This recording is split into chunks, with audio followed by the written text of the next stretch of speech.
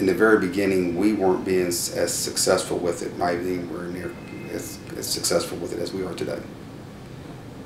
But we had activity. But activity doesn't always mean it's a good source of advertising or a good business for you. But before we kill anything that has that kind of activity, we inspect ourselves first. Let's make sure we're doing things right. I decided to take the leads myself and start setting the appointments, or at least engaging the customer and getting the customer to give us an opportunity to move further in the process. So then we started working on processes and trying to write a system and a process that would get us greater success.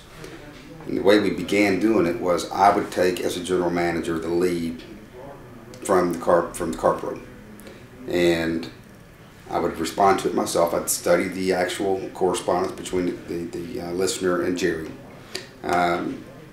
compose a response in an email to the customer based on his questions and concerns, address them specifically, introduce him in the email to our general sales manager, give him our general sales manager's personal cell phone number, ask him to please engage us by phone if we didn't have a phone number to call him on. And if we did have a phone number to call him, we still engaged him first, or her first, by way of email before we called. And then I'd sign off on the email with my personal cell phone number as well, where they could contact me. Now they have the general manager and the general sales manager's personal contact, and they're dealing directly with the general manager and the general sales manager. Which, if the dealer and the general manager and the general sales manager are willing to do that, the customer's much more comfortable contacting or giving us his information to contact him personally at that point in time.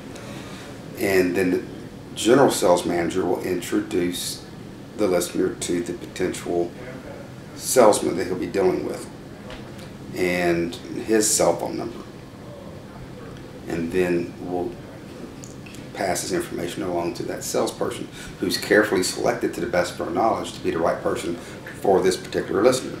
And what we're finding is that we are 100% of them are engaging us and giving us an opportunity, and we're closing at about 80%. And if everything we did worked like that, then we wouldn't have to do very much to be successful. But it does take a lot of time, a lot of effort for the general manager and the general sales manager in that capacity. It takes a lot more time than what he would normally spend in that area of the business. We need to be there for the meet and greet. When the guest comes in and he's coming in to see the salesperson's going to introduce him to the general sales manager. He's going to introduce him to me. I'm probably going to have that guest come sit in my office for a little while and visit like we are right now, and just make him more comfortable with the whole process. I will give the salesperson and the customer instructions on what I need them to do so that I can do what I do to help them. And basically just gives the salesman and the customer a roadmap to follow, which is the roadmap I want them on to a sell. And then they come back in, we have special pricing for every one of them, and it's legitimate and it's consistent. And every dealership has to decide what's good for them. It works for us. The deals are profitable. The people buy at 80+%, and they give us good CSI. And so, what else do you want? What else are you looking for from a marketing source? Our people know who Jerry is, and they know what he means to our dealership. And so when somebody walks to that front door and how did you hear about us? Well, I listen to Jerry Reynolds, Car Pro. They know. Take them to Mr. Hatfield's office, introduce them to Mr. Luker. It's special. It's important, and they cannot be mishandled because the picture's got to match. Jerry says it's going to be this way. The customer gets to the dealership or gets handled on the telephone or an email or whatever in a way that's inconsistent with that picture. Then it's not real anymore. And it's not good for the dealership, but it's even worse for Jerry. I don't think Jerry can even afford to keep you on as a client if the picture that he's painting for his listeners is not consistent with what's going on at your dealership. But if you do it It works 100% of the time. The customer wants it to work. Again, they believe in Jerry. They like Jerry. They love the show.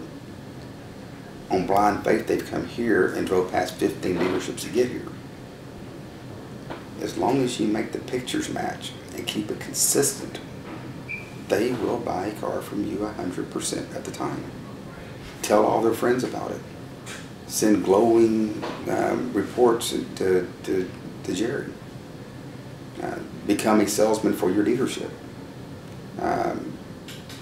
So as quickly as you can turn one off by the pictures not matching, you've turned them on by making the pictures match.